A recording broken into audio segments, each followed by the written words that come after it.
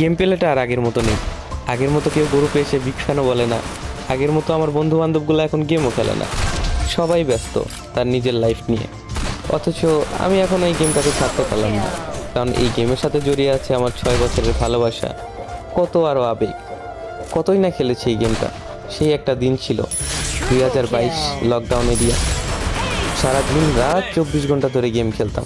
কতই না বকা শুনেছি আম্মুর হাতে। তারপরেও এই গেমটা ছাড়তে পারিনি। কিন্তু এখন এমন একটা সময় চলে এসেছে, হয়তো বেশি দিন আর গেমিং লাইফে থাকা হবে না।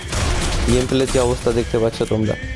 আগে যেখানে 6টা প্লেয়ারে ইজিলি মাইরা দিতে পারতাম, এখন 4টার মাঝখানে ঢুকে একটারে মারতে কষ্ট হয়ে যায়। আর এই কথাগুলো আমি এখন কেন বলতেছি তোমরা অনেকেই বুঝবা না, কারণ তোমরা কিছু কিছু নতুন প্লেয়ার আছো যারা এইগুলাকে জাস্ট মজা হিসাবে নিবা। কিন্তু ওল্ড প্লেয়ার যারা আছে, যারা তাদের গেম প্লে হারাইছে, তারা অবশ্যই আমার এই বেদনাটা বুঝবে। তারা আমার কষ্ট বুঝবে, কারণ তারা জানে একটা প্লেয়ারের গেম প্লে ডাউন হলে তার কত পরিমাণ খারাপ লাগে।